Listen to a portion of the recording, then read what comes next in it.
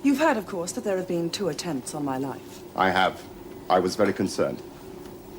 I consider Blake to be responsible. Oh, not personally, of course. But stories of his exploits are still circulating. They excite people. The fact that he is still free gives them hope, and that is dangerous, Travis.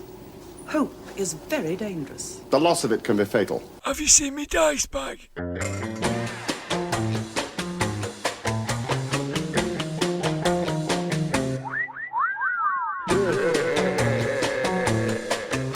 The Grognard Files. Hello, my name is Dirt the Dice, and this is the Grognard Files podcast, where we talk bobbins about tabletop RPGs from back in the day and today. I'm coming live from my den here at the heart of the northwest of England. I'm surrounded by my stuff.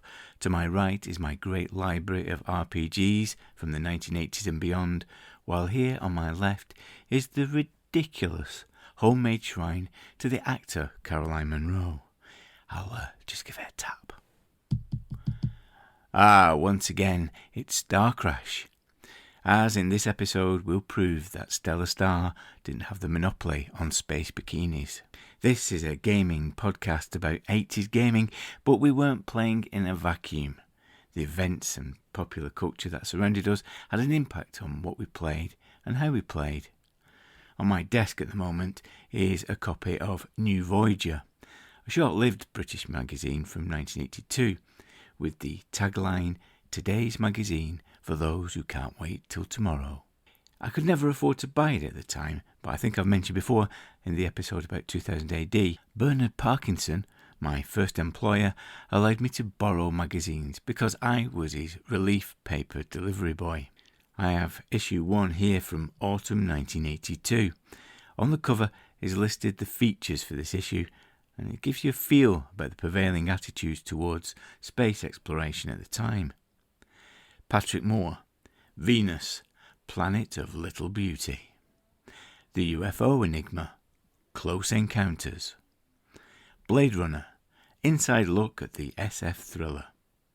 Space Shuttle, remember that? Update and latest pictures. SF Fantasy Gaming, Board and Role Playing. And Blake 7 Episode Guide, the complete first season. Here at the Grognard Files, our tagline is today's podcast for those who can't be arsed with tomorrow because so much has happened yesterday. J.G. Ballard was right. We're nostalgic for the future. The heady utopian days of the 1960s, recently celebrated following the 50th anniversary of the moon landings, became more cynical in the 80s when space travel was more utilitarian and about the monetisation of the commercial trips. How can we turn space into dollars? Little wonder that the day-glow optimism of Star Trek was replaced with the bleaker Blake 7 here in the UK. Terry Nation is famous for inventing the Daleks in Doctor Who, but he also created and wrote the complete first season and others of Blake 7, the subject of this episode. Pitched as Robin Hood and the Dirty Dozen in space, it followed Blake and his band of renegades as they were pursued across the galaxy by the evil Terran Federation. It ran for 4 13-part episode seasons between 1978 and 1981 and was incredibly popular with a peak of 10 million viewers and a fan base that endures to this day.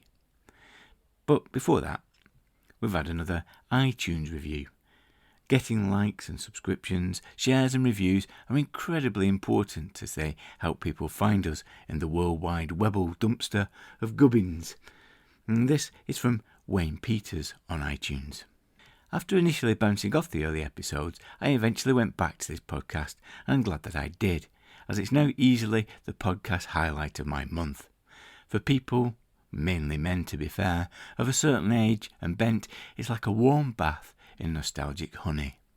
Dirk's a great host, and the segments where he reminisces with Blythy are hilarious and insightful, providing an irreverent but highly affectionate look back to the hazy days of the 1980s and school holidays spent stuffed in a mate's bedroom or gathered around the kitchen table, jumping between planets in Traveller, raiding ancient ruins in D&D, diving from the flaming wreckage in Car Wars and crawling through the mud and blood in Warhammer's Old World, and so much more.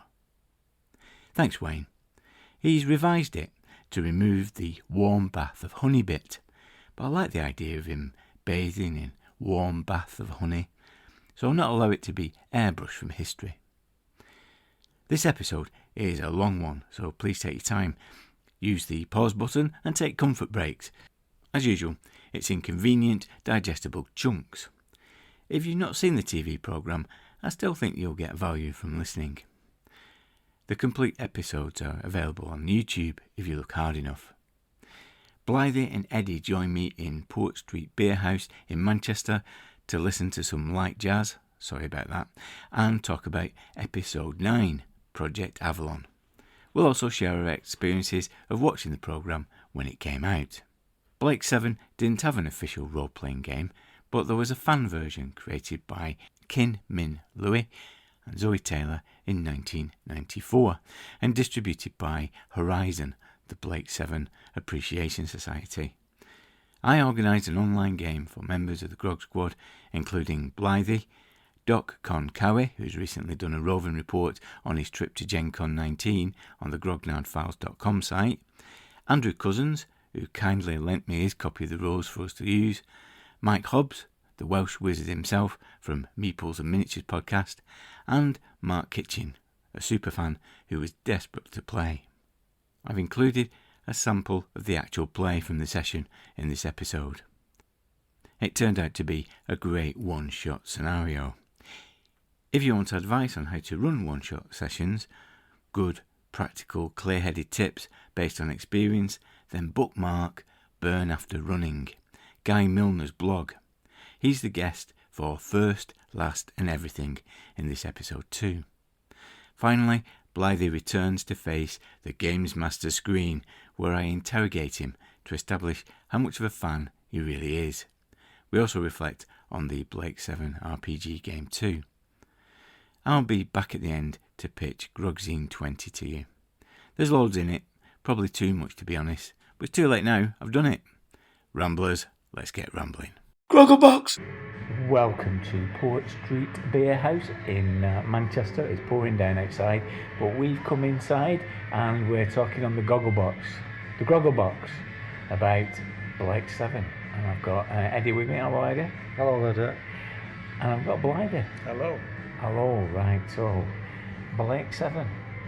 Is this something that you used to watch? I know you did, Blythy. I still watch it. I know. It's on an eternal loop in my house. It would be if the family would let me. What about you, Eddy? I used to watch it, yeah. I think everybody did, because there wasn't that much on telly in them days, was there? No. I think I have a bit of mixed feelings about it. I think I enjoy watching it now, but as a kid, I don't know, there was something about it that kind of rubbed me up the wrong way. I don't know if there's the characters or what. Yeah. It was quite dark. It was dark, and I think as a kid, without realising, I think that's what slightly put me off. I mean, for sure. Then it's a bit of a strange decision for a kids programme. It was a kids programme, wasn't it? Well, I don't know. Family. Was it? I don't know. Family programme. Is it even that though? It's an odd. I think it's a very odd programme. I think that's why I like it so much, because as a kid, I can remember being transfixed by it. And the appeal it was science fiction. So the appeal obviously was spaceships, Star Wars, Star Trek type stuff initially. But I can remember being transfixed because it was so dark and mildly disturbing in places. And I don't know if it was a kids programme. It was on.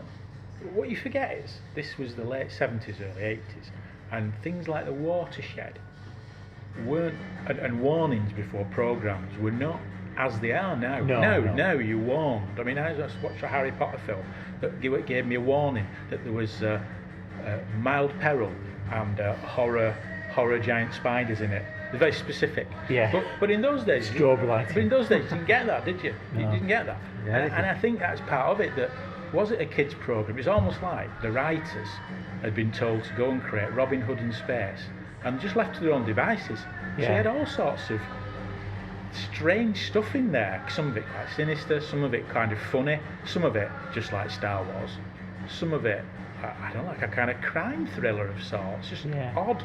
I think that's why it has an enduring appeal for me, that it's a very odd programme. Yeah. Because he's on a jumped up child molestation charge, isn't he? Well, he's on trumped up child molestation, and more to the point, the Federation have put false memories in children's brains, so they're not just fictitious. The children think they've been abused. I mean, it's kind of horrific. To be honest, when I was a kid, I don't think that registered particularly with me, because it's only in the first episode, isn't it? Yeah. But when you rewatch it, you do think, good God, how did they get away with this?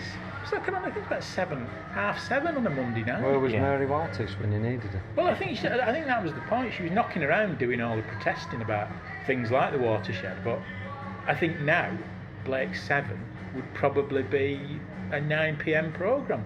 Probably. Yeah. I would think now, given the content of it. See, I never watched it. I never watched it as a kid because I think it was on at a time where I didn't have control of the TV. You know, because you only had one television in the house, and it was probably commandeered for Emmerdale Farm. I think it's just slightly more middle class, wasn't it? I had telly. I think we had a telly in the back room. I think you're right. That's probably. Well, I had a lot of older brothers, so they commanded the telly. My mum had no chance. It's the same with Star Trek. I've only seen Star Trek for the first time this year, the original series. Because I never saw it when it was on. I saw the repeats in they repeated in the 80s, early 80s, didn't they? Yeah. On BBC Two. Forever, it seems to be. Having said that, I do have fascination with it because of the appearance of Matt Irving.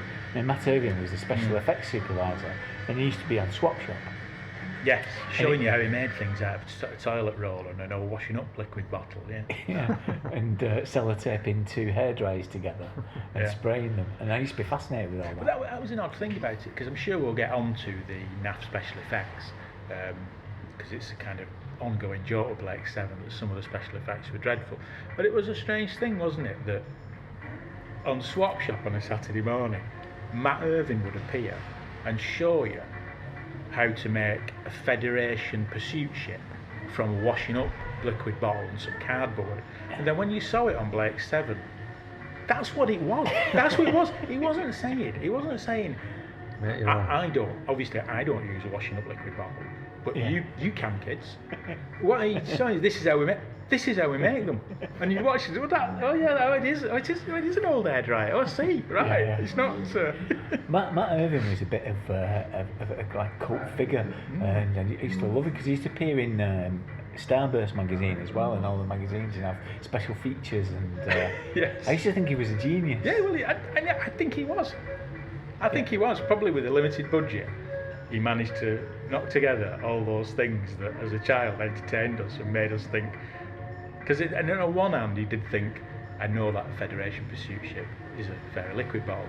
But on the other hand, you did believe it. You suspended your disbelief. You didn't go, oh, this is rubbish, or I didn't. I thought, well, it's still good though, isn't it? Look what he's done with the washing up, it's amazing. Yeah. Okay, so we're going to look at Project Avalon, which is it episode 9, isn't it? I think so, something like that. Yeah, so it's fairly well into the first season, which is quite significant because I think by this time it's getting into the stride of it, isn't it? Yeah. And getting the idea, because those initial ones, you don't get the idea that they are they're fugitives running away from the Federation. You don't. No, it's more of a psychodrama. They just have adventures, don't they, in the first one? The kind of the rebel thing kind of builds quite slowly, doesn't it? The first 2 or 3 episodes, you don't get that. They're just kind of escaping from prison. He's obviously a revolutionary Blake, but the others are just crooks who are out for escaping and not going to the prison planet. So So this one is where Travis has hatched a new plan, because he's failed twice before to capture Blake. And he very conveniently explains this plan to the mutoid Glynis Barber at the beginning. Glynis Barber, is he? Glynis Barber, who later appeared as Sulin. Strange that. She's in it later. Oh, is she? She's one of Blake. Oh yeah, she's one of Blake's 7. Oh, right. And I think I don't know if it's season 4 or 3 and 4. It might just be 4. But she's Sulin. So is it not? It's not mentioned that she was a former meter. No. She's a completely different character. Oh, Completely right. different character. But Sulin is a kind of hotshot, kind of gunfighter, gunslinger kind of character. Right. Yeah. Glynis Barber plays Sulin. Right. And so Travis explains his rather convoluted plan to get the Liberator, because not only is Blake the target, but the Liberator's become the target as well. They want the Liberator because it's kind of alien technology, isn't it? So they want it because it's very fast, and they don't want to just blow him up and shoot him out of the sky. They want to capture it, don't they? Yeah. So his plan is to capture Avalon, and Avalon is a rebel leader, and there's somebody betraying her on the planet, isn't there? Is it Turlock? I think so. Yeah. Yeah, gives her away. Yeah. And he kills them all, doesn't he? Kills them all, including him. Shot, don't they? Yeah. All of them. Yeah. Again, it's one of those moments in it where, as a kid, you would think, blimey, just kind of murdered people, just gunned them all down. That's it. you know. And it's a frozen planet, isn't it? This planet. It looks a lot like Wookiee Hole, but they all did, didn't they? Wookiee Hole. It does. Yeah. It is Wookiee It's Hole. Quarry or Wookiee Hole. Yeah.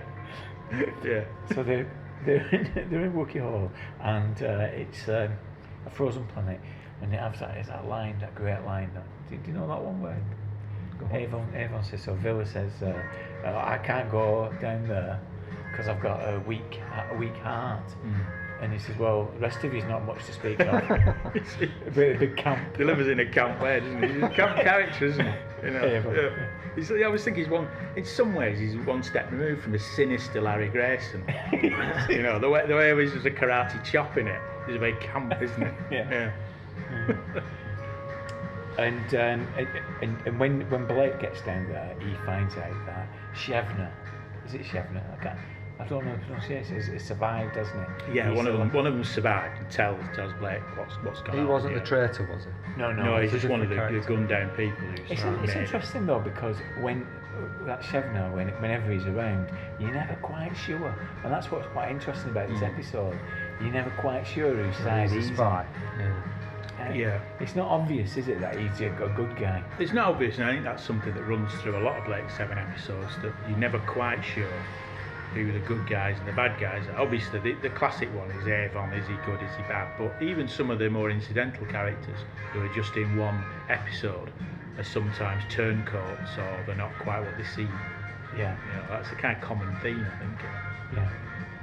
So you finally see Travis is interrogating Avalon, and for some reason he's put her in a bikini. He's strapped to a Yes, table. put in a bikini, Silver with bikini. her head in a box. Yeah. Flashing lights. Yeah. Yeah, you imagine she wasn't captured in a bikini. It's a cold planet, isn't it? What's she doing in a bikini? Because you don't see it before that, do you? No, you just hear her referred to, don't you? Yeah. And he's interrogating her with this like CT scan, isn't it? Like, Yeah. This old codger who's a scientist. Yeah. Doing his readings, but we're not. They're doing kind of readings, and the old scientist refers to, oh yes, it's all going very well, and Travis says, oh well, you know, whatever you need. Kind of a discussion about budgets, really. The Federation budget, the spreadsheets. Yeah. Or whatever you need, don't know the budget. Yeah. But they refer to something, but it's not made clear, is it, what they're actually planning at this stage? No. Because it is a very devious plan, isn't Very it? devious plan, yes. Very convoluted. plan. Convoluted, devious plan. And then during the interrogation, Servalan appears, doesn't she? Yes. She comes on. Yeah. And she's a bit touchy with Travis, isn't she? Yeah. She always is, isn't she? They always touch with Why everybody, she talk really. like Margaret Thatcher all the time? She does talk like Margaret. I thought that as well. Perfect Margaret Thatcher. Does Yeah. she do that on purpose? As a character? I don't know. I do wonder whether in later episodes, because it ran till about 1982, I think, whether in later ones she became more like Margaret, a kind of sexy Margaret Thatcher, if one can imagine such a thing. It's a disturbing idea, isn't it? And she says, "Do not fail me again." That kind of thing, isn't it? Because she's feeling a bit embarrassed. Yeah. And you get the sense that she's trying to put distance between her and him in this one. that this is your last chance. Wise. Your last chance. And he comes up. He says that he's got this nerve agent, doesn't he? At this point. Yeah. Phobos or something. The Phobon bomb or something. The Phobon plague. The Phobon plague. The Phobon plague. It's good. That doesn't sound good. It's a good name for a plague. a good name. Phobon plague. I think I cleaned my toilet this morning with some Phobon. Phobon plague. Yeah. And he demonstrates what it does, and this is horrible, isn't it? It is horrible. I remember this quite vividly as a kid. I think, again, it's one of those moments that had me kind of unsettled, because he gets, he says, doesn't he, something about go and find a prisoner to test this on, and if you can't find a prisoner, just go and get someone. Just go and grab a civilian, get him in here. Yeah. And they bring this guy in, don't they? They test it. Yeah. Obviously, doesn't say a word, this guy, obviously equity. At the time, if he said something, they had to pay him more. Doesn't say anything. Doesn't say, what are we doing here? No questions asked. Sits down, and then they crack this thing, don't they? And the Phobon, he kind of turns into fungal mush, doesn't he? Yeah, it's like an algae, isn't it? It's a terrible special effect.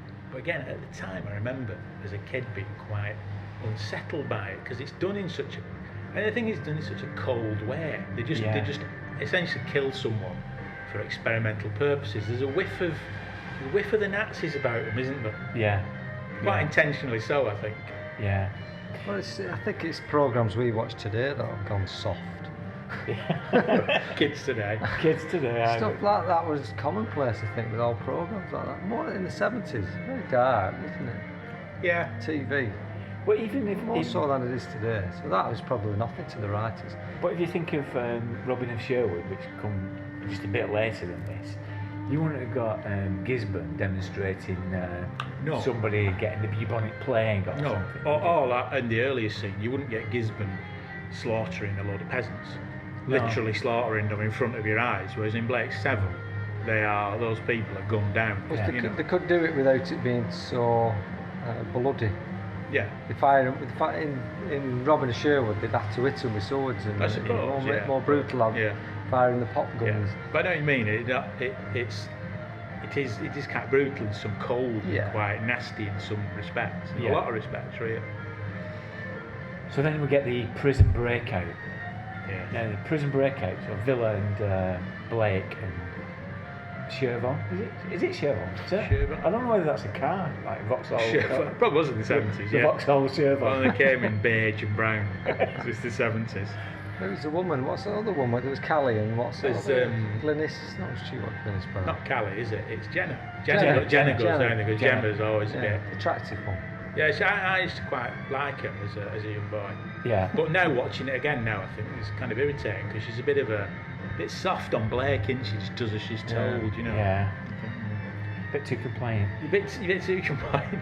She's the only likeable character in the bunch. As a kid, none of them you could associate with. Blake was a bit weird with his angry episodes. Avon was, you couldn't trust Avon.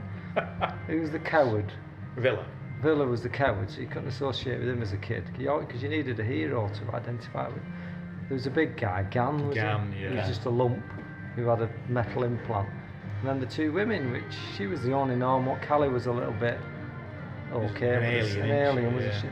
Yeah. So she was a standard one, but as a young boy watching it, you couldn't associate with her being a woman. You could these days, I suppose, but not then. No, at the age of 10, 11 years old. Maybe that's why I didn't feel it was. But again, one of my favourite programmes. That was always one of the odd things about it, that the characters weren't, likeable. That's another thing as a kid that sort of transfixed me a bit. That these, you think, well, what do I make of these people? Yeah. They're not. As an adult, Villa's a coward. Good. He's openly a coward. Yeah. Avon's like a nasty piece of work. Yeah. And believing Blake, he's a bit fanatical, isn't he? Yeah. Irritatingly fanatical, isn't he? Yeah. So this prison breakout, they get the list of the prisoners. I don't know if you noticed, but they go through the list. They go through everyone. And Avon. So this is the one you're looking for. Yeah. Oh, that one. Yes. Yeah. All right. Yeah. Okay. And so they escape, and there's a bit of a firefight, isn't it? And they make haste and go away. Yeah. But Blake's suspicious. Of course, suspicious that they've been allowed to get away. Because they keep missing them when they shoot, don't they? Yeah. Possibly, is that stolen from Star Wars? Oh, They let us get away. They let us get away. Princess Leia. Was that before or after Blade 7? Was that in the original Before. Star Star Wars? Wars Is is that- before. 77 Star Yeah. Wars, wasn't it? 78 was Black 7. There's a line in First Star season. Wars, isn't there, where she says, "Oh, they let us get away" to TIE Yeah. fighters. Yeah. With a tracking device, haven't they? So they're on board the Liberators, a bit suspicious of this. And then there's this business of trying to find Avalon's gown. Oh yeah, where's my game? Whereas and Gown has a role. This is his contribution The to whole the series. episode. To the whole series. Poor fella, I bet he has to be killed off, isn't he? It's a pathetic part, that. Yeah, isn't to it? find this thing. And of course she's got this four bomb. bomb, whatever it is. Yeah. And Have we been told? Has the big reveal been made yet? I can't remember. No, What's that? 'cause The big reveal that it's not Avalon, of course. this is the point. Yeah, this is the it's point. not There's Avalon, is it? there's a bit they think it's her sister who was that. of who Chevron, was the Chevron Chevron. it gives a bit of a warning, doesn't it? But Yeah. he Bumps off, bumps off, doesn't he? He dies before. So they have, Avalon gets Avon. I'm getting it, Avon Avalon. Really, they could have come up with a better name company Yeah. than Avalon. Avon. One of her surname's Hill. Avalon. She went to games after the revolution. Avalon's Avon takes the side of Avalon's head off. That's right. And she's an android, isn't she? Android. And She's quite creepy, that bit. it is creepy. It's, Yeah. it's creepy, but also slightly hilarious when you think that the Federation security robots that we've seen in earlier episodes are dustbins on wheels, and yet somehow they've managed to make an android. You know, Perfect. talk about plowing your resources into the wrong thing. Dustbin on wheels as a security robot, but Avalon's a walking, talking android, indistinguishable from a human being. Yeah, with a strange gyroscope in her head. Yeah. Yes. She's trying to keep very, very still. There's the projection of these things on the side of her head. Yeah. So Blake then teleports down, doesn't he, to Travis Yes. with the They reprogram the android. don't Android, they? yeah. Reprogram it. Yeah. Avon does, being a computer genius. Yeah, and they go down and they're there. They have this company, this face-off, don't they, Yeah. Travis?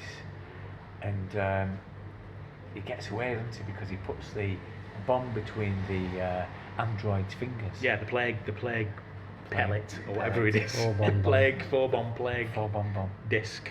And he was about to kill him, and he manages to teleport away. And With Avalon, he rescues the real Avalon. The real doesn't Avalon. the real Avalon's rescued. And what does Travis say on the floor? I'll He- get he you. like- he I'll get catches- you, Blake. Something. Yeah. I'll get you, Blake. I'll get you, Bella. Says it I about don't, three I don't think. I don't On the think- buzzes, I don't on the think he does- He liberators. does like a bit of a like a little moan to himself. Does he look at the camera while he says that? He said, "What am I doing in this? I'm meant for better things." Welsh Shakespeare Company. And he's made to wear that ridiculous leather jumpsuit thing that he got a figure for it, has he? I mean, you know, he's not a fat man, but he's got a bit of a belly, hasn't he? Yeah. Really, it's been awful, really. He makes a better Travis though than the one that comes in. The one who season comes two. later. Yeah, that he's, comedian. yeah, they do change actor. And they escape, and then that's it. That's it. Does he catch the phobon thing? Yeah, He catches it, doesn't he? Catches Yeah. it, and that's when he makes his little mumble. I don't know what he says. No. He says, "I'll get you, Blake." Does he? Yeah. I'll get you, but You've watched it on YouTube, haven't you? I have. The song is a bit. I've got the DVDs. Thank Ah, you very right. much. Okay. I watched that on Blake. YouTube. Okay. All I could hear was. Anyway. So what do we make of this episode, and what do you think of Blake 7, using Blake 7 stories in games? I think the interesting thing about Blake 7 is the fact that they've got these get out of trouble devices, which they really have to scratch, i.e. the bracelets, Yeah. which they have to scratch their heads in every episode how to not allow that being such an easy opportunity for the heroes to escape from every situation. So in most episodes, they always have some crisis happening on the Liberator, because they always leave 2 people on the Liberator, or one or two people on the Liberator. The rest of the party goes onto the planet, and if they come up against any crisis, it's so easy for the viewer to say, well, why don't they just teleport out? You're right. But they always have some like incoming pursuit fighters. The Liberator's got to do a runner, taken off, or they get them stolen off them. Yeah, it's almost like the teleportation gets them into trouble very easily. So it'll always get them into a place. But then when it comes to getting out, you're right. You're absolutely right. They always put some kind of issue. It's a plot hole. Hang on, they could just teleport out. Yeah. Or you're in a. I mean, the good thing is they address it on most episodes without people thinking, well, they could just jump out of it. So it's all right. Yeah. And I've watched the first season, and I'm coming into the second season. What have I got to look forward to? Does it get better? Glenys Barber. Suling. She's in the third one, though, isn't she? She's not in season 2. Third or fourth, yeah. But does it get better? You mean gets better?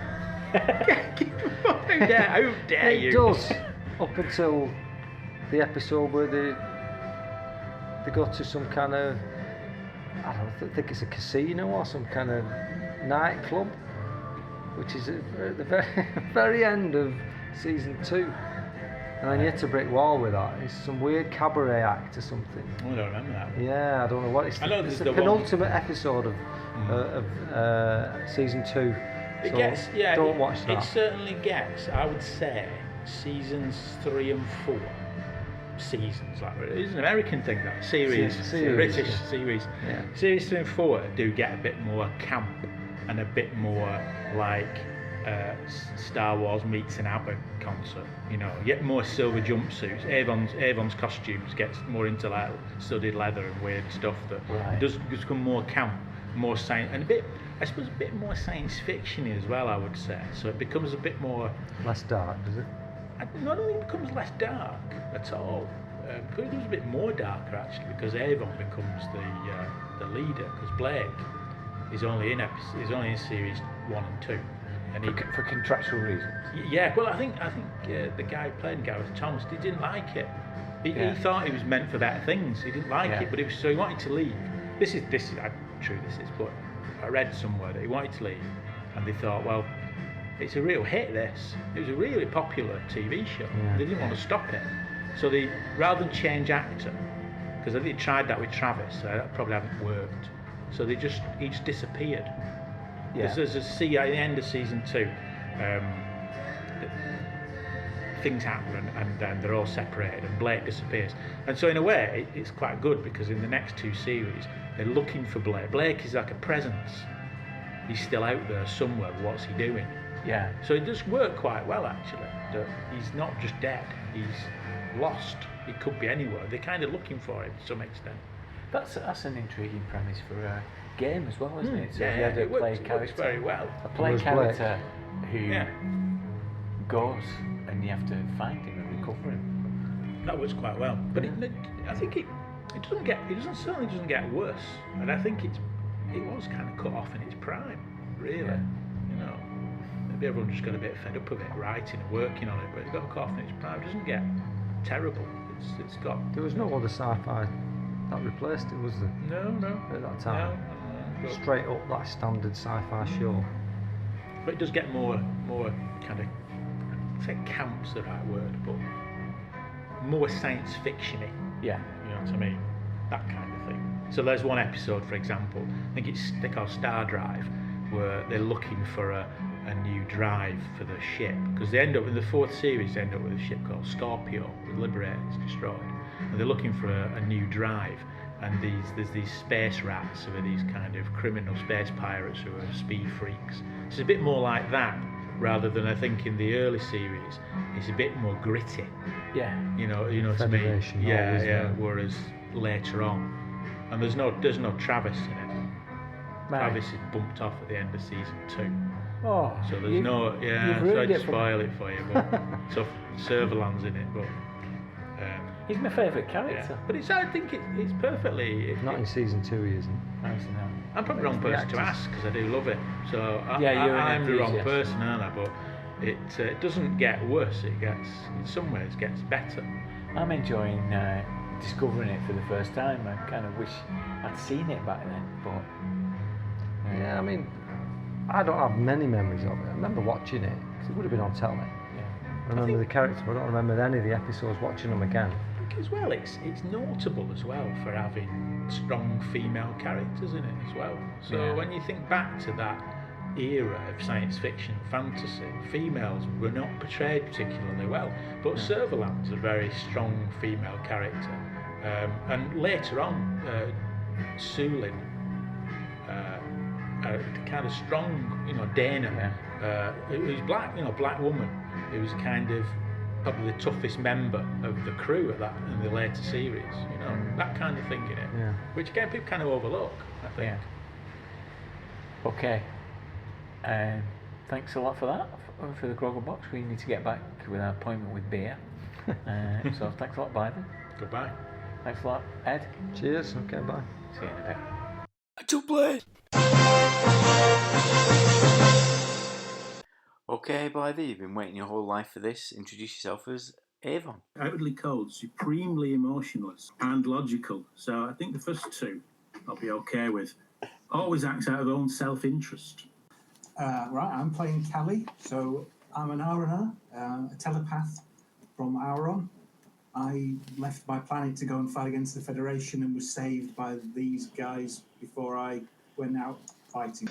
Hi, I'm Jenna. I'm an unscrupulous space-going smuggler. Happened to fall into a trap, and I've managed to escape with the help of Blake and Avon when we seized control of the Liberator. I'm slightly sardonic, and I'm a little bit attracted to Blake, which I've decided to play to its fullness for the next 2 hours. Only human. You fool. Yeah, I'll be playing Vila Wrestle, a Delta Grey from Earth, genius lockpicker. Mental conditioning didn't seem to have any effect on me. I remain a compulsive thief. He's kind of a bit of a cowardly character, but he can be quite heroic at times. Thanks, Andy. And last but not least, of course, is Blake. You all know me. I founded the Freedom Party until I was arrested on trumped-up charges and escaped en route to Cygnus Alpha. I'm a passionate and charismatic idealist who seeks to destroy the tyranny of the Terran Foundation. Some would describe me as headstrong, possibly Avon, and overly emotional. He claims I don't think things through, but the one thing you know about me is that I am deep down moral. Well, fingers crossed, we may even have killed off both Travis and Servalan with my cunning android-based trap. Yeah, I wonder how effective that's been. So, you're at the point now where you're about to deliver an Avalon to the destination that you're originally going to take her to, and before she's teleported down to the planet, she starts to talk about some of her concerns. While she was being interrogated by Travis, it was a pretty intense interrogation, and during that time she starts to explain that she wasn't fully aware of what she may have been disclosing, and she worries that she may have revealed the location of Gonzago. Does he appear in anybody's brains? What about Cowie? Is that reason times 5? Yeah. Yeah. 80% then. That's a critical. It's a critical. Nice. Yeah, you're aware of Gonzaga's. He's a trained assassin, and he also originates from your home planet. He's also an Auron. He's got a solid reputation for killing Federation officials. He's a prized asset for the Resistance.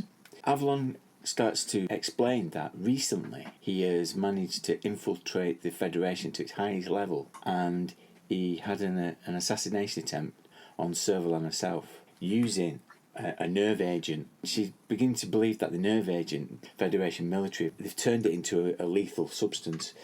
So she says that it's important that you locate Gonzales and warn him that the Federation know that he's on Drago, and if necessary, you need to rescue him. Okay. How will we find him? She explains that on Drago, it was a former Federation mining colony, and there's a refinery on the colony that's now defunct. There's some colonists there that there's a base of retired miners, and he was heading there. Now he says she does warn you that although the Federation have no longer have presence on Drago, the inhabitants of the planet are still fairly servile to the Federation. So we'll find a few friends on Drago. Zen, what can you tell us about Drago? Information. He always does that. Drago is a mining planet previously used by the Federation to refine materials for the bulkheads of pursuit ships Starburst class. The ore is now diminished, and therefore the supply is exhausted, and the Federation have now declassified the planet. There are still residual defences remaining there. I advise caution. Zen, what's the transit time to Drago? 3,000 spatials. Sorry, why is Gonzago on Drago? Did we get anything from Avalon on that? She just says that he is good. Him and his cell are good at getting deep into cultures. That's what they specialise in. So they probably just picked a decommissioned planet that was just off the scale, just to lay low while this heat was on. Obviously, this attempted assassination has caused a great deal of embarrassment for the Space Commander. So now we're taking orders from another idealistic fanatic, because everyone one wasn't bad enough. How do we know? How can we trust Avalon? We spent a lot of time down there with Travis. Are you suggesting Travis has come up with a triple bluff? He's not that smart. We know we can trust Avalon because look at what she's been He's smarter through. than some of the people on the ship, so let's face it. Using my telepathy. I think I can use it to detect, is it strong emotions? Well, I think on your character sheet it's just explained as telepathy, isn't it? Which you can roll 85% at an expend of 4 psi points. Yeah, we'll do that. 78.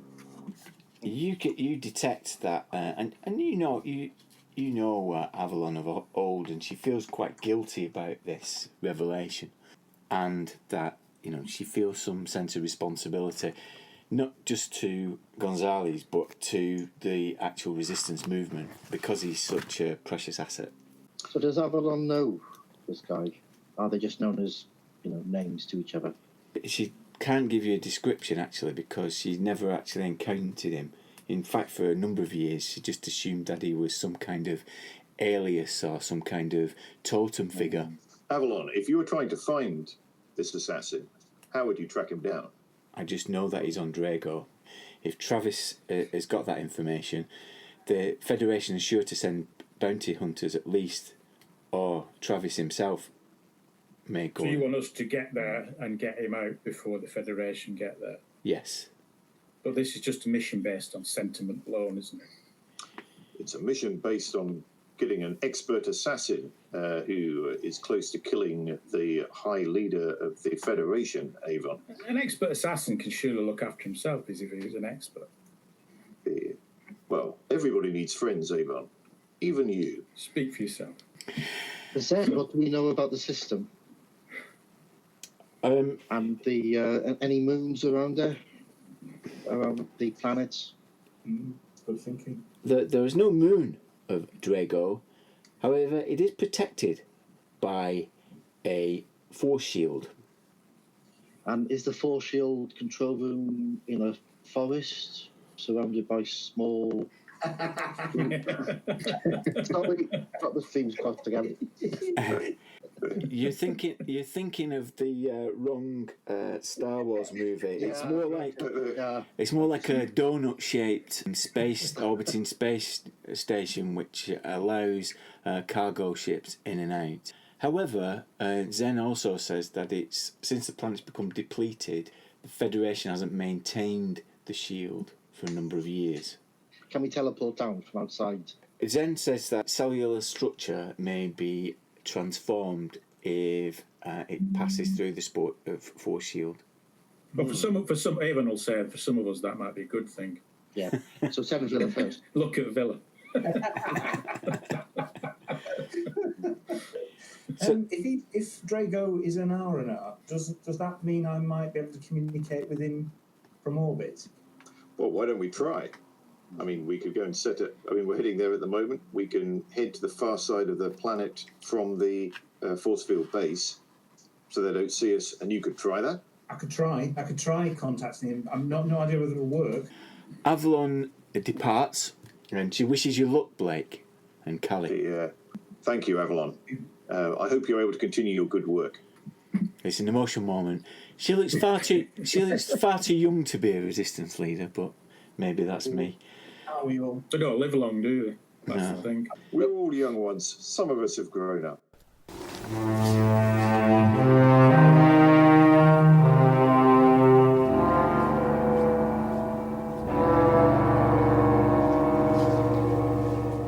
As you get nearer to the planet, you can see that the force shield has been activated, and Zen gives you the schematics of how it works, and it seems to be like 26 orbiting satellites almost that create a web across, and as I said, there's this donut-shaped entrance, but it seems to be working, but it's intermittent.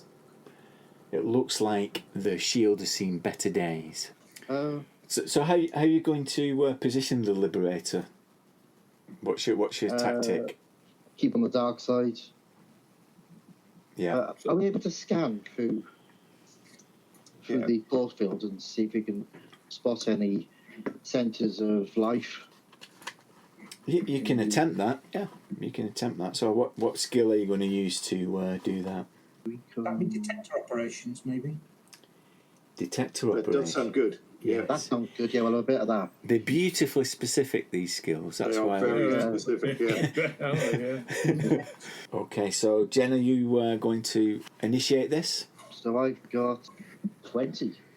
Nice. Although Zen and the Liberator's systems have difficulty penetrating the force shield, it comes clear that this is mainly a planet of water, and there are only a handful of landmass. And where there is, you can see that only one specific bit of landmass seems to have the thermal detection to see that there's some form of population there. So you're able to isolate it to a particular continent.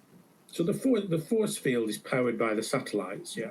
Yeah, they seem to generate the energy around the globe. It'd be a shame if one or two of them got blown up. Or if we teleport one, maybe more subtly. Okay. Is there any way we could teleport on board with one and somebody good at electronics, like Avon, could disable it? Or Vila with his box of tricks. Or Vila, yeah. Or Gam, just hit it with a hammer. Well, someone's going to need it. Yeah, that's an idea, isn't it? This planet. It does sound like an away team thing for Avon and Vila. Well, it seems a bit heavily defended for a refinery. You know, perhaps this is a bad idea. Are there any guns or are there any sort of weapons rather than just defences that we... So during Jenna's scan, what struck you is that there doesn't seem to be any military arsenal. It could be that when the Federation decommissioned the planet, they took that with it. Yeah. Yeah, okay. What I want you to imagine is the special effect they've used here is like a circle, but it's like tuned to a dead channel. Okay. Yeah, that's the spiel shit. A white noise circle. So vivid now. Yeah. You can think of the picture in my head there. It's beautiful. So, Callie, why not take Avon and Vila over to one of these satellites and see what you can do to get us through? So how do they let ships through? They activate and deactivate it? there's like a donut-shaped space station. Fly through the middle of it. Yeah, through the middle of it. The rest of it is these joined up web of connecting satellites. So the space station is manned, and people on the space station say, "Yeah, you come in, you don't." Yeah, it's potentially. like a gateway, but there's people on the space station. Yeah. Oh, right. Are the satellites big enough that you can actually go onto them, or are they just satellites? They are big enough to go onto. They're quite big. These. Well, that sounds perfect.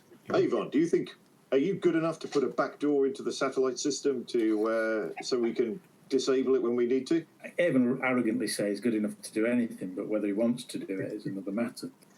I think Avon views this as a potential trap, though, because once we're down there, if the force field stops us getting out, it seems like a perfect opportunity for the Federation to lure us down there and stop us getting back onto the Liberator and escaping. His view might be that it's safer to get onto the space station and take complete control of this thing rather than knock out a satellite that could then be repaired in the intervening period. Would we have an idea of how many people would be on the satellite? On the space station? The space station rather than the satellites. Well, you could get Jenna to do another. I'll have another scan if you want. Yeah. I think it might be a better idea to take control of it, because taking out a satellite, they fix it. Wow. Just out. Just yeah. So when Jenna runs the scan on the space station, it seems unable to penetrate the bulkhead. They've got shielding up, obviously. Ex-Federation tech. But we've got schematics, haven't we, of the... Yeah. So so how big is it? How many rooms? It's a donut-shaped thing. It's about 50 rooms. It's like a circular, but it seems to be mainly power. You're probably aware of the protocols for these things. Is normally you get personnel onboarding your craft and just coming to arrangements. Unfortunately, there isn't a set design for the interior of the space station, so they'll come on board the Liberator. Right. Well, that's what they plan. I'll tell you what, the inside of a satellite would be cheap. Avon, Yeah. See, the only role-playing game where the things in the game are worse than what's in your imagination. Why don't we put you down on a satellite, Avon, and you can at least look and see what you think about running a back door in? How about we try a surface communication and perhaps we don't need to go down? Well, he comes up and sees us. Yeah, send him and call him. He doesn't know us. I mean, try the telepathy thing. Well, we have come here, so yeah, absolutely, try the telepathy thing. Good idea, Jenna. That is our original plan. What sort of level of difficulty do you think it is, Chris? I think it's quite an extreme difficulty. I'm going to say that it's very difficult, particularly whilst the shield's in place. Yeah, no worries. I'll give it a try. There is a chance. Not really good. And I made it. What? 25 out of 35. That's not extreme difficulty. Well, let's find out. Well, I rolled under the skill. Yeah. Divided by 3. So Callie's eyes roll back, or whatever she does to do that, and you just feel the sense of Gonzalez there. He is. You feel the power. Power comes into your head. So you got the power on the. Powerful. Is that what? Is that the sort of feeling I'm getting? Yeah, powerful, strong, strength, resilience. Well, I'll relay that to everybody, so I can detect his mind, but I can't seem to communicate with him. You've confirmed he's there, haven't you? Just a thought, if we try and take down one of these satellites, the back door, that might get some of the crew from the station shuttle over there to see if they can fix it. Wouldn't it be better to destroy or disable one of the satellites? Vila could leave behind something. Could he leave behind something explosive that we could trigger remotely if we needed to? Yeah, but taking out the satellite completely is probably a better idea, because it can't be repaired then, can it? Okay, well, blow it. Why don't the two of you go down with Jenna helping, see what it's like. Avon, you can see whether you think it's beyond your electronic capabilities, and if it is, then Vila can set us up with an explosive. All right. That's a wonderful idea, Blake. I'm still not sure about this. It's wonderful ideas that involve other people. Okay, so yeah, we'll plan on doing that then. Teleporting into one of the satellites, into the interior of one. They have an interior, don't they? Do we know of these? Do we know? You say that confidently there, but I'm asking questions. Is there an answer? You say yeah. Do they have an interior? Yeah, Jen says there's an interior. there's a maintenance area where there's access. So a pressurised area we can go. Yeah. It's all fine. It's all fine. Good. All right. It's fine. It looks like a room almost, with flashing Just lights. like an ordinary big room. Yeah. With some flashing lights. On a power station. Yeah. All right. Let's do it. Come on, Vila. Okay. Show some back. What's your demolition skill, Vila? 50. 50? Oh, good. Mine's 15. So you're the man to blow it up. I'm wondering if I might get a bonus modifier for building the explosive device on the Liberator rather than taking the equipment. That's a good idea, yeah. Build it before we go. Like a grey shoebox size thing, won't it? Okay. It'll be a shoebox. With a blinking light. So Vila, you're going to put this together. You have got some demolition charges on board the Liberator, so you can use those. How are you going to put them together? What's your plan? I'm going to get a big roll of tape and some pointy things with and that stick into them, looking at a big alarm clock, a big digital alarm clock that sits on top of it all. Yes. That fits nicely into a metallic shoebox-sized thing with a red blinking light and a countdown timer on it. Brilliant. Excellent design.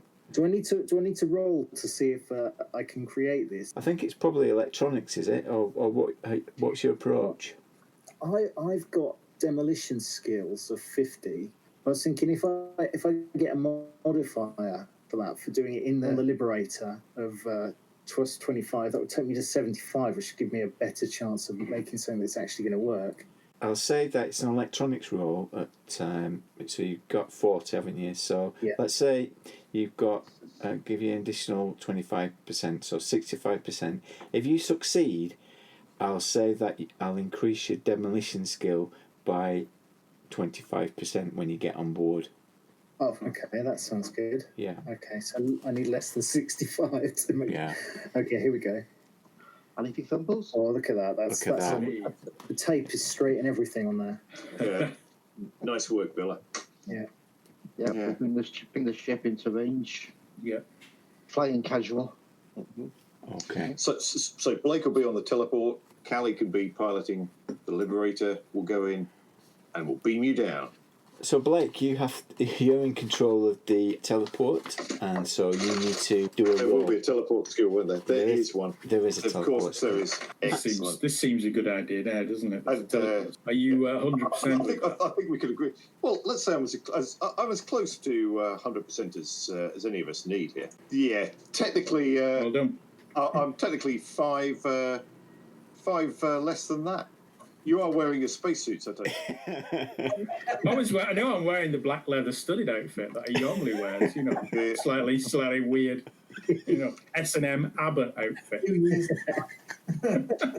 I think that was series 2 before we started really wearing it. Was, yeah, leather. Yeah, that's true. You're right there. Yeah. Okay, so Vila and Avon, you find yourself in a very confined space, and there's a very intense heat. You seem trapped, and the heat is rising. Right. Is there a way out of this at all? A door or? It is pitch black. Wherever you've been teleported to, you haven't been teleported into the maintenance area. You seem to be in some kind of below some engine gantry. Oh, who let Blake on the teleport? Okay. Let's try and. Is there any way of ascertaining where the maintenance area would be from here? let you do a reason roll. Which is, what's that? Is that times 5? Or? Times 5, yeah. So you've got reason, I think you've got reason is 20. Reason 20, so, yeah. Come on. Well, is it 99? Does it have the fumble rule in, presumably? It does, yeah. His logic kicks in. Okay, so you find that you're underneath the engine, the prime engine drive of this.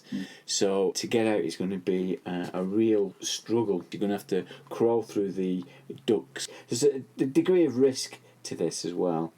Or you could just leave the bomb where you are, set a timer, and we'll pick you up and teleport you somewhere random. Yeah, that get us out of here. Yeah, that's true. But how thick is this bulkhead? Is it gonna actually destroy the system? Do we want to be certain? Or it's a good point, Vila. I think you're going to need to get closer to the source. There is a risk that it won't be done. Typical Blake. Right, come on then. Let's come on, Vila. Let's get crawling through the ducts. Lead the way, Avon. Well, you lead the way because if there's a lot that needs picking, you need to pick it. You hold the tube box then. Well, Villa's going to get one of these ducts opening. I'm assuming it's something you can unscrew from the wall and climb into. Yeah, you could probably get by with crouching through it, but you're going to have to crawl. It's not comfortable to crouch through it, so they're quite wide, these ducts. There's an intense heat on you, so it's affecting your capacity to concentrate and do things, but you can start to slide your way through. When you move forward, Vila, you notice that it ends with a sealed door, almost like an Irish valve. They're almost impossible to get through. Not if you're a genius with this sort of thing. Can I attempt to open it? I mean, is it a sort of lock device? What you conclude by looking at it, because of your great skill in this, is that it's old. It's old decommissioned stuff and obsolete. It's not going to be easy to open. It looks like it's got some kind of electronic lock on it. Okay. Well, I'll try get the screwdrivers out of the box of tricks and try and get this thing open. Okay, roll a new security system. Got 70% in it, I think. Okay, thank you. Look at that. So, it was old, but you've got the skills. Yeah, it slowly opens with a grinding noise as there's a more intense heat. It's filling with dry ice, and you find yourself into the maintenance room of this satellite. Stenciled on the wall are various warnings and hazards. Okay, Avon's going to have a look at the computer systems and probably see whether he can shut down the whole system from here. Actually, would be better, wouldn't it? Rather than shut down one, can he do some kind of chain reaction that will shut down all of them or several? You know? That would be a lovely special effect, though, wouldn't it? Yeah. So he's going to try that, which would be 80% computer science. It's going to be embarrassing, isn't it? What I'd say, I'll give you the option. You can use computer science to see whether that's possible, or you can use your force wall systems, which may give you greater knowledge because it's more specific. It is very specific. Force wall systems, 50%. Yeah. Okay. Can everyone check and see if they've got a find assassin roll? It is very, very specific. Isn't it? High shoes roll. Right. Yeah. Go on. I'll try force wall. I'll look at it with a view to force wall systems. Let's have a look at that first. Come on. Oh yeah. Oh yeah. Ooh. Good work. I knew I'd said the 80. It's all going exactly to plan. Avon concludes that it is probably possible to make a temporary break in the shield, but it would be restored very quickly. The two engines on each of the satellites that seem to kick in if one's disabled. When one's bypassed, the other one goes into place, but it'll give you like enough of a window, enough of a break. So how long would that be? Does he know? Can he estimate how long that window of opportunity would be? Not specific enough, because it may be required to create dramatic tension at some point. So would it be worth leaving Avon on there, the Villa? A couple of us teleport down to the planet to find the assassin, and then when we need to come up, you can then try and knock it off again. That sounds excellent. Yeah, true. We could leave Gam. How's Gam feeling now? Oh, he's still in the sick bay, raging. Pity. Stick him on the teleport thing. Yeah. Yeah. Wow. I can't hear Avon. I'm guessing he's probably pretty pleased with me. He won't be moaning or anything at the moment. No. Hey Blake, do you think you'd like to take this bomb with you? So wait a minute. So are we going to leave Avon in the satellite, ready to bring the system crashing down, while we? I hear it was a bit unpredictable, and sometimes it's shut out. So if we teleported down during a routine blackout, and then we had Avon there ready to sort us out with a guaranteed blackout the moment we needed it, would that be the best way to do it? Information about these systems. That sounds rational. I don't know what to say. So happy. Yeah, that's true. It is intermittent, so you can see that this switch between the different systems is happening all the time. You probably conclude, Avon, you can see that this shield has not been activated for a number of years, and it seems to have been started up only recently, perhaps in the last few hours. Aha! Oh. So they know we're coming. Confirming my suspicions. Yeah, I'll relay this back to Blake. Nick of time. All right, Avon's going to shut it down then. But I think he's going to insist on being teleported back to the Liberator. I don't think he likes the idea. But it's the getting out that worries us the most, because that's a bit that we really need a man with your expertise to guarantee us a way out. The getting out that worries Avon the most as well. Because we could wait. If you wait there on the satellite, the rest of us can wait, until there's an intermittent shutdown, teleport down. We can keep in contact with you, and first thing, you shut it down, everybody teleports back to the Liberator. So who's done the teleport and the Liberator then? We need someone on. Oh, I could volunteer for that. No, we can get... Sen can probably do it, can't he? We'll get you there, it just might be a bit late. Oh dear, all right. A bit late. Right, so fine. Blake will go on the teleporter, the rest of you teleport down. Me and Avon will stay up in orbit. Me keeping an eye on the Liberator. Avon providing your back door. And the rest of you can go and track this guy down. Just one question, Blake. What do you want me to do with this bomb? Don't turn it on. That is... So switch it on. I don't know what you've heard of a 20th century Earth playwright called Chekhov. That is Chekhov's bomb, Vila. At some point it will come into use. Trust me on this. Just carry it with you. At some point you will know what to do with it. Yeah. Vila will continue to hold this lunchbox-sized flashing bomb in front of it. Yeah, at the time being. Okay, so successfully. So let's I'll deactivate the shield. Okay, so we've got Avon on the satellite. So we need to teleport Vila from the satellite down to the planet and us down to the planet. Basically, everyone's going down to the planet except for Avon and Blake. Is that right? Yeah. I think so. Because you can't die because it's named after your... Oh, actually, it'd be stupid to have a series without Blake in, wouldn't it? Yeah, exactly. Yeah. That'd be a ridiculous idea, wouldn't it?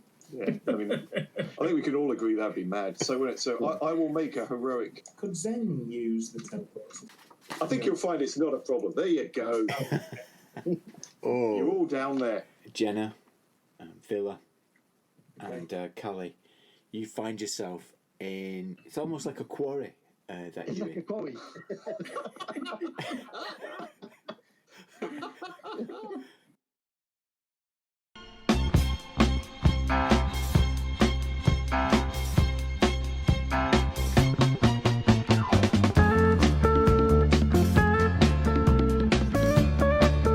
Hello, my name's Guy Milner.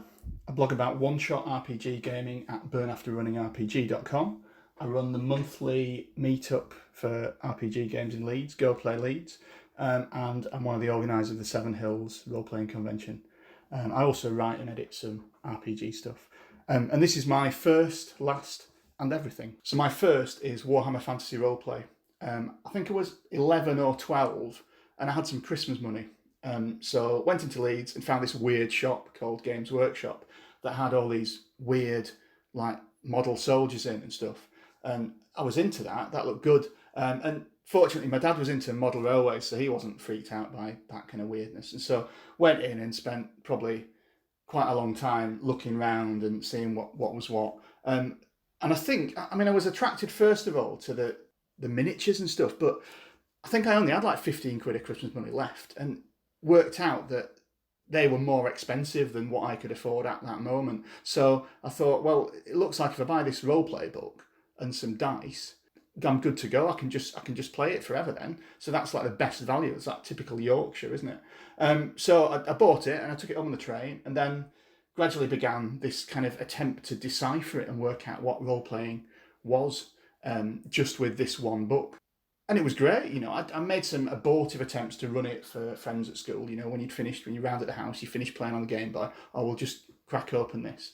Not very successful, not that great. And it was probably a year or so until I managed to, from that, start buying White Dwarf and then Valkyrie and other magazines like that, and actually find a role-playing club to go to. So did the thing that you did in those days, which is you'd ring a number in the back of a magazine, you'd speak to someone's mum who'd go and get them, and they'd come downstairs and tell you when they met and what games they were playing, and then you'd kind of just show up at Bradford Library and see. And I came along with my copy of Warhammer Fantasy Roleplay and never played Warhammer Fantasy Roleplay again for many years. They just weren't into that.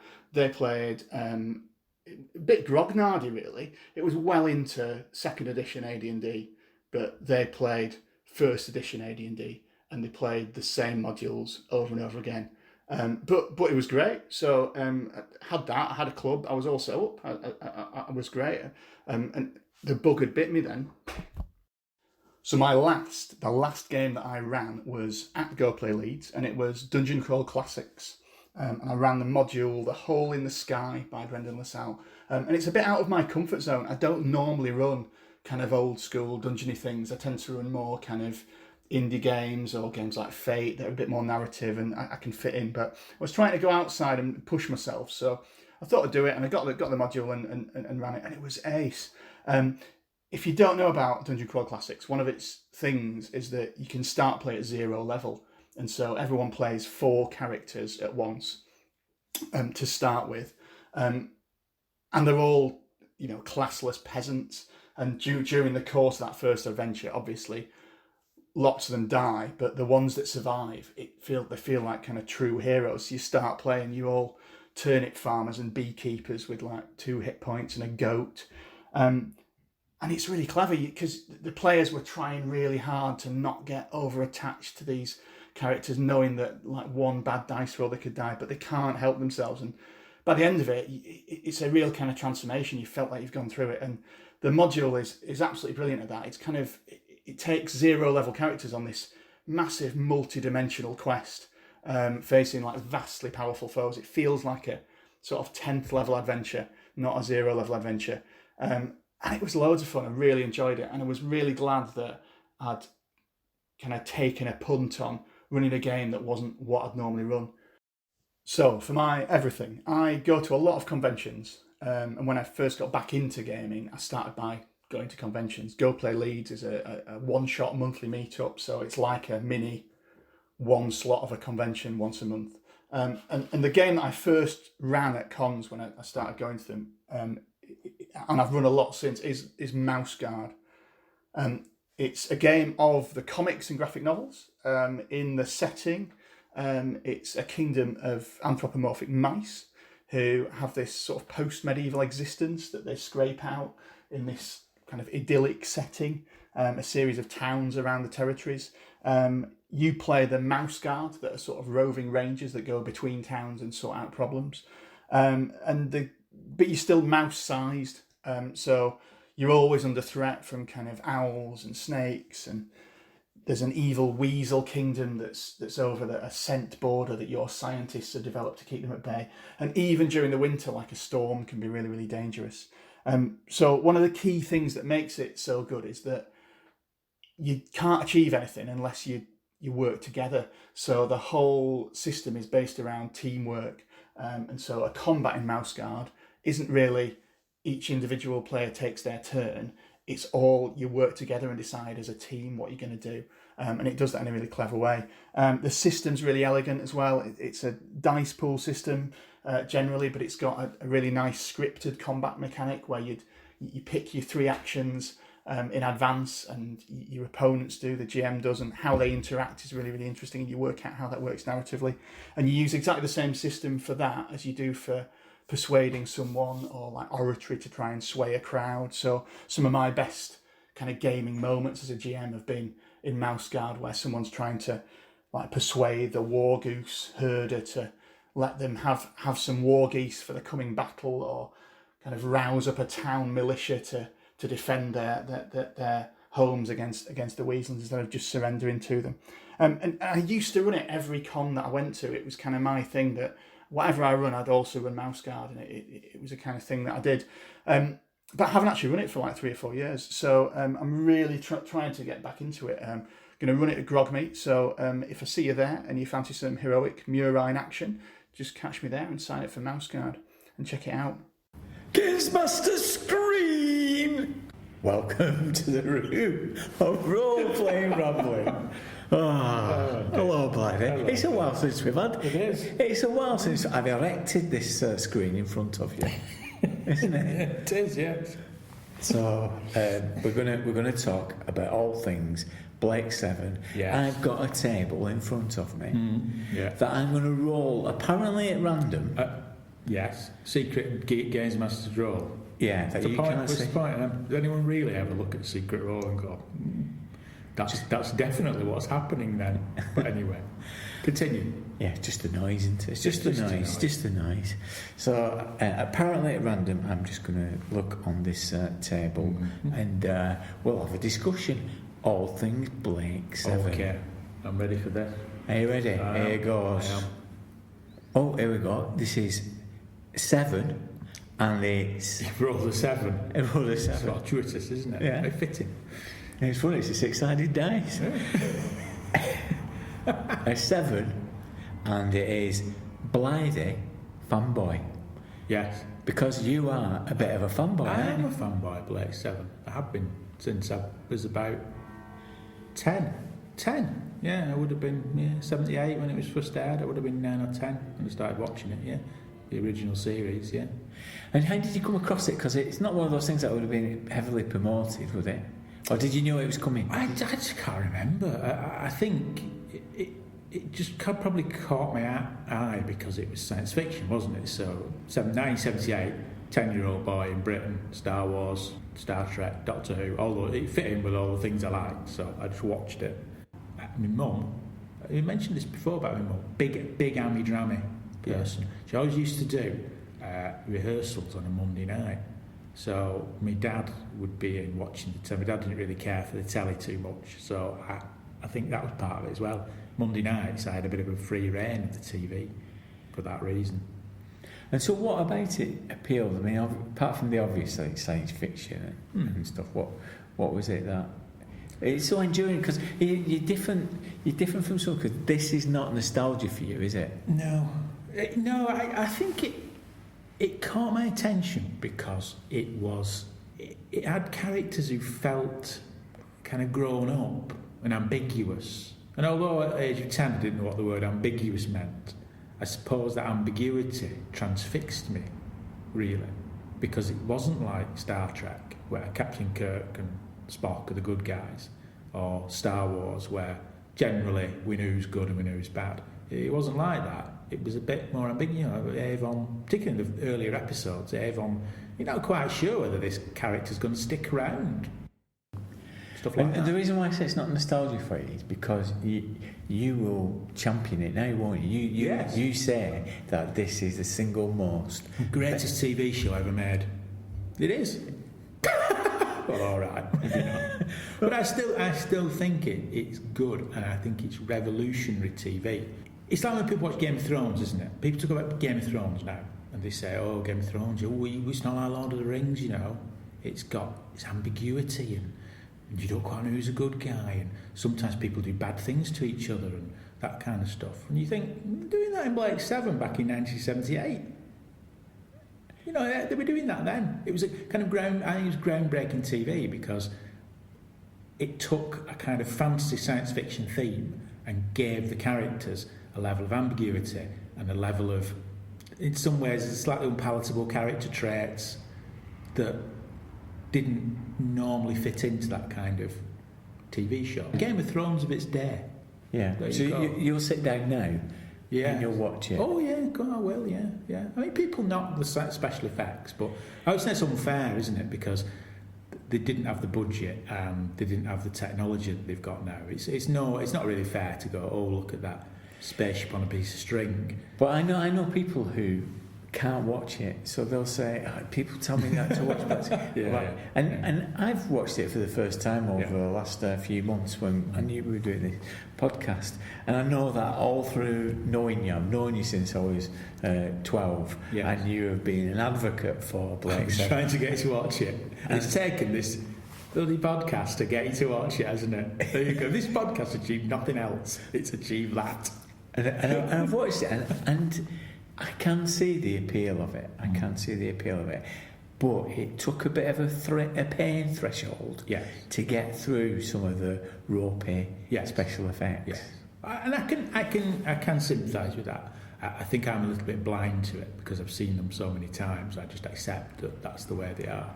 And I suppose that is a bit of nostalgia where it is sort of funny to chuckle at the special effect and go, look at that. That's not very good, is it? But they were doing that. I remember that was happening whilst it was on because Terry Wogan would make a really big deal. Yeah, there was. Yes, the DJ Terry Wogan on Radio 2 would go on about it and poke fun at it, you know. Particularly when Blake, you know, disappears in the end of season 2. Blake disappears and there's not 7 of them because... Well, there is 7 because you get Oracle computer. 2 of them are computers, not people. So there are 7. But there's no one called Blake. I've watched the first season, and there are particular episodes that are stronger than others. Yes, yeah. Some of the aliens are actually quite freaky, aren't they? That little man who... It was just like a man's face with a little body. It's a man's head pushed through a cardboard wall. It's like a kind of weird one of those things at the seaside, isn't it? Where you put your head through. That's what they've done. There's lots of things at the seaside. But stick your head through this hole, and underneath your chin will attach a weird wizened body, and it'll look like that's your body. And like a weightlifter thing. Outside there was like these things banging on the wall, like bits of carpet on them, banging on the wall. Yeah. And even though it was ropey, there's something really chilling about it because the story behind it. Yeah. I think when they get in, they go on the rampage, don't they? Kind of smashing things up. It's a bit kind of borderline disturbing, isn't it? Yeah, extremely. It is. Yeah. Isn't one of them crying at one point? Yeah, it's like tears. One of these. They're like pathetic creatures, like in a sense of pathos. They're like they're slaves. But that's. I mean, almost everything you mentioned is another good example of what I'm talking about. That there you had a programme with this weird, freaky little wizened-bodied, big-headed thing that, although it was a bit rubbish, was just odd to look at. It was freaky. And then you had these weird little aliens. One of, we've seen crying, which again, you don't see aliens doing that. Even now, do you? No. They were kind of it gave them a sort of humanity, which. Again, as a 10, 11-year-old, it's like a bit of a curveball. You're watching this thing thinking, oh yeah, aliens, they're going to be like monstrous things. But they're not monstrous things, And even though sometimes aliens, they're not always bad and all that. But to see one tearful is odd, isn't it? It is odd. It pulls you up, doesn't it? You think, I'm not expecting that. And it's full of things, I think, all the way through it, that you're just not really expecting. Have you ever been to a Blake 7 convention? No. I regret not doing. And have you ever met any of the cast members? No. So You never meet your heroes. Well, some of them are dead now, so this topic is meet them anymore. This topic is fanboy. Blythy, fanboy? No. Question mark. No, I've not. I once investigated going to a convention. I think it was arranged. I said not conventions. I once joined an internet group, fan group, with Blake 7. This was in the early days of the internet, wasn't it? Like, of when you first get... Yeah, it was one of the things. When you thought, what am I supposed to do with the internet? Before I went on Twitter or anything, what am I supposed to do with it? I thought, well, I'll join a web, I'll talk to other Blake 7 fans. And they organised, they were, to say they're a convention is too grand a term.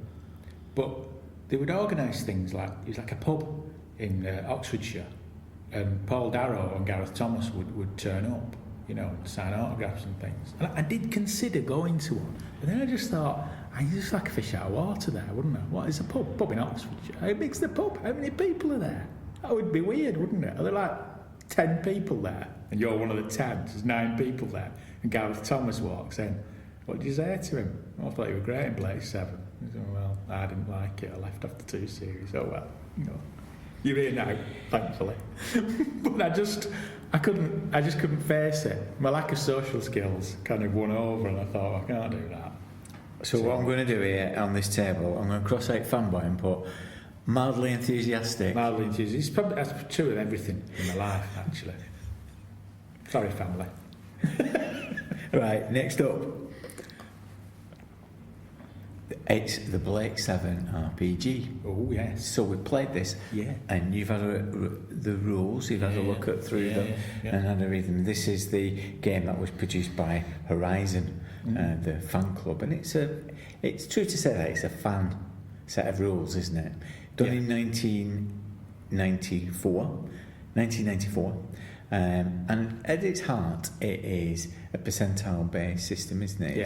It's basic role-playing, isn't it? Especially open, it seems to heavily influenced by RuneQuest, I would think. It's like the initiative system has initiative points, doesn't it? So it feels reminiscent of Strike Rank. Yes. That kind of thing. So yeah, it's very reminiscent. It is very much like basic role playing, and it has echoes of second edition RuneQuest in there, has hit locations and stuff like that, doesn't it? Yes. Yeah.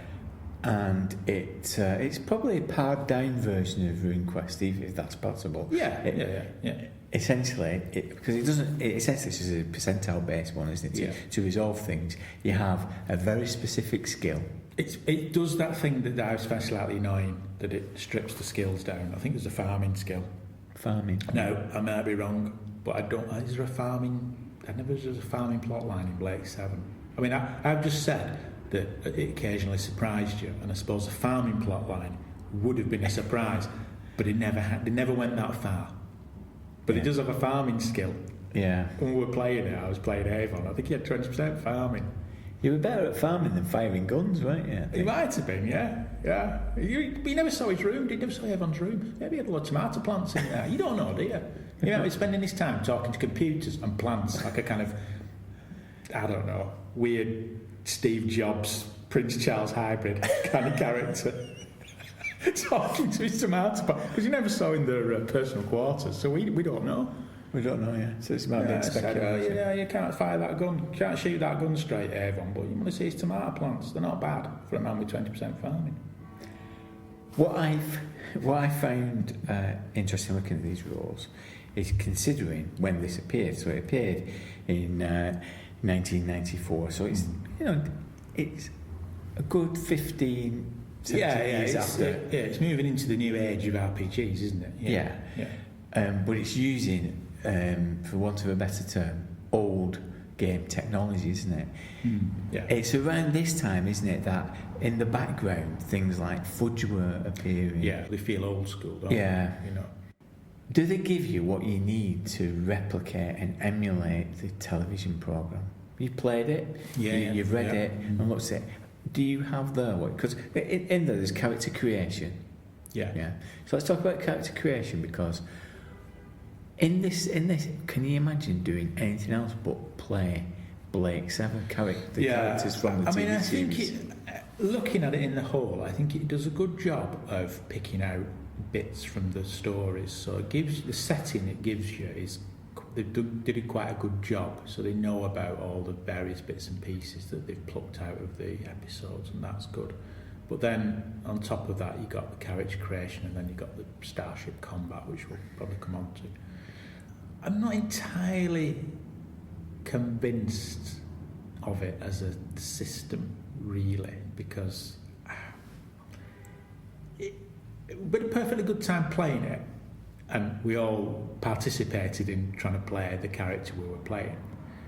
But I don't know if the system particularly enhanced that or supported that experience, if that makes sense. I didn't feel like the system was propping up me being Avon, playing Avon. I don't think it really helped in any way. Did it hinder? Probably didn't hinder, but it certainly didn't help. Because I think trying to recreate the characters from a TV show in a role-playing game, there are probably better systems out there that would do something like that. Yeah. There's nothing... I suppose what I'm... Because one of the things with Blake 7 that makes Blake 7 interesting is the characters. The 7, if you like, are personalities. As I said earlier, they're like flawed people who are driven by kind of conflicting emotions and conflicting motives. And that's what makes Blake 7 interesting. You know, it's not like they're all on a ship and they're all completely signed up to Blake's cause. They're very different, aren't they? Jenna, for example, you get the feeling she has a bit of a thing for Blake and she'd follow him anywhere. Avon, very cynical. Vila's a coward. I don't feel like the game system recreated those drivers, if you know what I mean, that make the programme interesting. It was just a load of numbers on a sheet, and it allowed you to play it, but it didn't. For example, I was playing Avon, but I didn't feel there was anything on the character sheet that really demonstrated Avon's cold, calculating, borderline evil personality that allowed me to bring that into the game in any kind of mechanical way. Yeah. And we started this year, didn't we, looking at how there are certain things that have influenced us and certain settings that have appealed to us, and how do we convert that into a gaming experience? I suppose this is an example, isn't it? This is somebody with the technology that they had in 1994 interpreting Blake 7. Yes. But it feels somehow deficient. I cannot imagine rolling a character and playing another character in the world of Blake 7, because, as you say, it's the actual characters in the game. But that contradicts our usual feeling, because when we talked about James Bond, we said we'd hate to play James Bond in the James Bond game. You want to play in the world of James Bond. Yeah. But then I suppose with Blake 7, if the game had got mechanics that dealt with personality types, you could perhaps create different characters. Maybe, I don't know. So you could in effect use that and then use some of the bits from Mithras about passions. Well, that's it, isn't it? If Avon had 3 passions that sort of encompassed his personality, and you could bring those into play, it would feel a bit more like Blake 7. It would feel a bit more like a TV show, or things like aspects in Fate. If he had 3 aspects of his character that you could bring into play, it would feel more like Blake 7. Or edges in Savage Worlds. Edges, things like that, which weaknesses. a lot of newer, more modern games do have, don't they? What they do well is a couple of things. I think some of the illustrations are quite good, because they're clearly amateur illustrations, but they do capture the essence of the characters. Also, the other thing it does well is the background stuff. I think it does do a good job summarising that. Yeah. And when you think nowadays, when we think of a TV programme, we've got all of that at our disposal on the internet, haven't we? I suppose the appeal of a game like that to fans was that it just puts everything in one place. Yes. Yeah, absolutely. Yeah. I think one of the biggest, the Starship combat rules are a bit of a bugbear in it. They don't really work. I couldn't really much make head and tail of them, really. No. But to be fair to them, does any role-playing game ever get Starship combat right? Okay. I can't think of a game I've played where I thought Starship combat is perfect and slick and, you know. Let's roll again on the table on that note. Okay. Oh, I've rolled an 8 on 2d6. It's got to be Traveller. Because you've played in Traveller, Blake, haven't you? I have, yes, yeah. And does that do a better job of it? Not particularly, no. Because again, Traveller, the same problem, doesn't it? It doesn't really encompass people's personalities. There's not very little in Traveller that encompasses your personality. So it probably doesn't do, you know. I mean, it probably doesn't do a worse job, you know. One of the things of playing the game, running it, is I made the conscious decision that I was going to set this in the world of the TV series. Yes. Yeah. So instead of it being, and what I mean by that is that it was recognisable. So it used the same tech, the same dodgy appearance of things. Yeah, the same kind of structure as well of how the plot ran. Yeah. And I think all that is borrowed from new stuff as well. So, that it was framed in that way, and I was very clear up front that, some of this might be limited by set availability. Yeah. It's a recreation of a TV show through the medium of role-playing game rather than a role-playing game that pretends you live in the universe of that TV show. It's a slightly different thing. Yeah. So you've played it twice, haven't you? And I assume that when you've done it before, were you playing in the worlds of Blake 7? I think when we played the Traveller game, we were playing in the world of Blake 7. It wasn't structured like the TV show.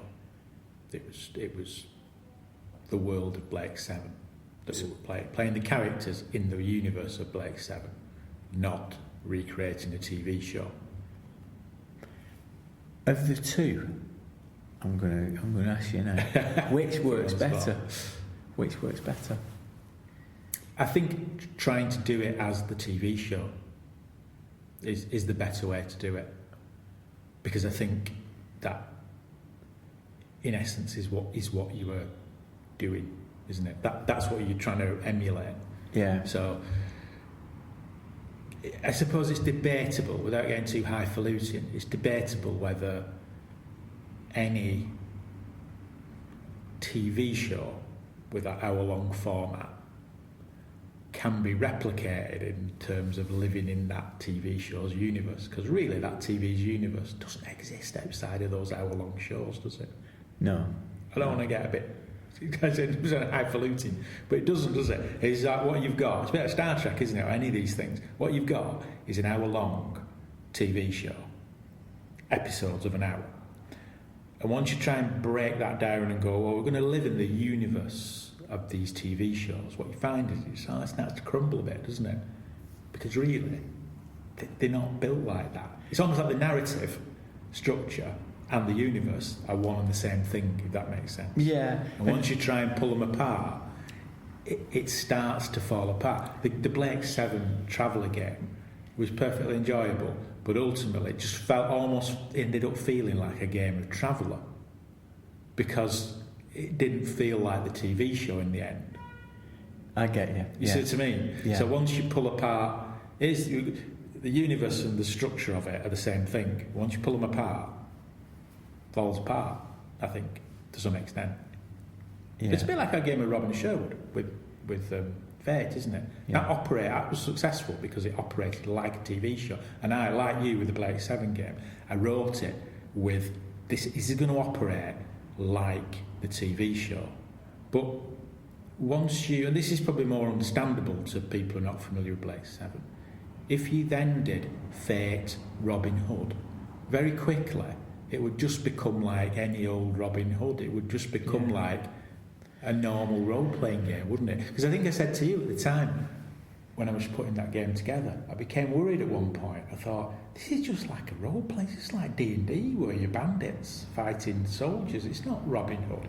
And the only way I managed to make it like Robin Hood was to think, no. Think of it like the TV show. Think of it like that hour and structure it like that TV show. And then it falls into place. But once you separate the two out, Blake 7 just becomes like just going around the universe in a spaceship fighting people. It's not Blake 7 then, really, is it? How did it influence the games that you ran back in the day? It's hard to say, really, thinking back. I think I always wanted traveller games to be as enjoyable as Blake 7 when we used to run them back in the day. That's what I had in my mind, but I don't think they ever did, possibly for that reason that, you know, certainly at the age of 13, 14, I wasn't thinking, I must structure this just like the TV show, using the similar tropes and narrative element. I wasn't thinking that, was I? I just wanted it to be like Blake 7, but it probably wasn't really. Yeah. And also, I suppose, always that odd thing with Traveller, isn't there, that there's the Imperium, but the Imperium's never particularly depicted as an evil empire, whereas the Federation sort of is. I mean, the Federation is using a pacifying drug, isn't it, on, you know, the Pyrene 50 that they put in the water supply to pacify people. They are painted fairly dark, sort of almost like the Nazis, really, aren't they? Yeah. The black uniform, that's what they're like. A weird combination of the Nazi party run by Margaret Thatcher, you know, in the form of Servalan, the worst of all worlds. But in Traveller, there isn't really an evil empire. It's a little bit more subtle, isn't it? The Imperium probably do bad things, but they're not. They're not certainly when we were playing it, they weren't depicted in those little black books as an evil empire. No. So it didn't quite work. I think in the Traveller games that we used to play, you just ended up as outlaws rather than freedom fighters. It just descended. I think it's true of all Traveller games. You do turn into murder hobos with a spaceship, don't you? Yeah, well, certainly when we played it, we did, yeah. It seems to be true of everyone. Everyone who played it back in the day says that. Oh, it just turned into, you know, going around shooting people and stealing things. Yeah. So, you're in space. Okay. And you can rescue one of the 7 over the series, right? Over the complete series. Yeah. Because I know people came and went. People came and went, didn't they? Yeah. Which one would you rescue? Well, I think if you're asking the 12-year-old, 13-year-old me, it would have been either Jenna or Sulin. Right. But you know, I'm mature now. I'm not going to say that.